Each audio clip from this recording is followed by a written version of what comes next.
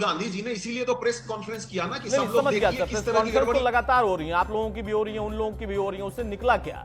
सवाल यही है ना कि प्रेस कॉन्फ्रेंस करने से उसका सर, जवाब क्या नहीं है कि निकल अभी रहा है पार्टी ना, लाइन से गिरे सिर्फ हम हैं। सवाल पूछेंगे। देखिए, किशोर जी, हाँ, निसंदेह रविशंकर बाबू सुलझे हुए प्रवक्ता है, लेकिन पार्टी लाइन पे मजबूर हैं। ये फेल होने से पहले फेल होने के कारण का ग्राउंड तैयार कर रहे हैं। जब जनता पे आपको भरोसा है तो रिजल्ट का इंतजार कीजिए, रिजल्ट आने दीजिए, फिर अपनी शिकायतों का पुलिंदा लेकर आप चले जाइएगा जहां जाना होगा।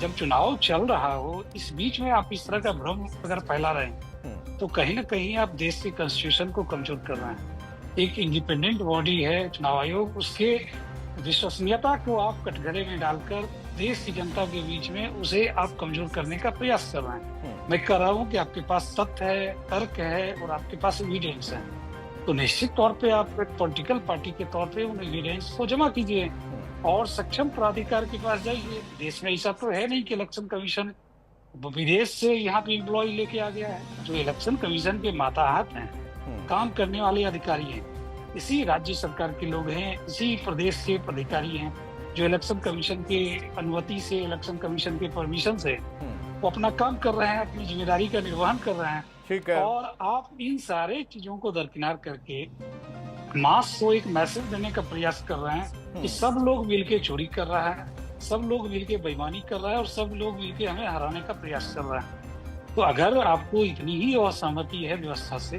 तो आपको तो चुनाव, मैं समझता हूँ कि चुनाव लड़के भी आप एहसान कर रहे हैं प्रदेश की जनता पर।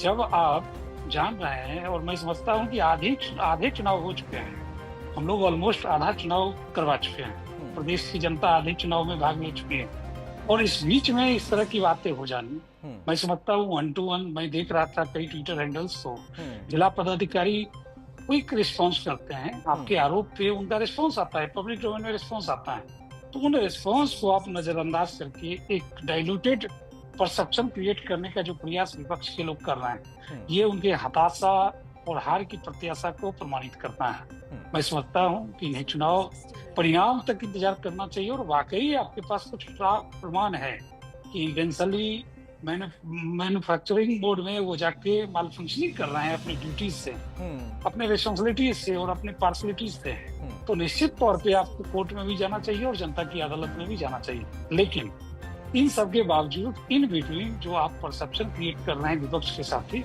वो कहीं ना कहीं इनके समर्थकों को भी निराश करेगा, इनके समर्थकों के उत्साह को कमजोर करेगा, और ये मान बैठेंगे कि हम चुनाव हार रहे हैं। मैं कहता हूँ कि आप अपने विजन पे बात करिए, आप बताइए कि आप 3.5 करोड़ लोगों को रोजगार कैसे देंगे, 2 करोड़ 75 लाख लोगों को सरकारी नौकरी कैसे देंगे।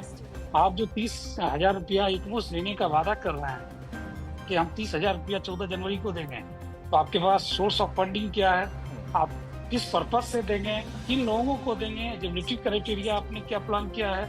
आप कहते हैं कि भाई हम चुनाव योजना शुरू कर रहे हैं, ठीक है, और ट्विटर पे योजना शुरू हो रहा है। मैं आज देख रहा था आरजेडी के एक बहुत महत्वपूर्ण व्यक्ति के ट्वीट को कि जैसे ही मेरी सरकार आएगी, पैक्स के रिप्रेजेंटेटिव को हम जनप्रतिनिधि का दर्जा देंगे। तो आप संकल्प पत्र ऑलरेडी ला चुके हैं, आप उस संकल्प पत्र की बात नहीं कर रहे हैं, हर दिन एक नया एपिसोड डेली सॉफ्ट की तरह क्रिएट कर रहे हैं। ये बताता है कि आपको फीडबैक से एहसास हो चुका है कि जनता आपको नकार चुकी है। ठीक है। डॉक्टर राहुल, वादों को भाई फीडबैक से आप लोगों का एहसास हो गया, इसलिए आप लोग पहले से ही फीड कर रहे हैं कि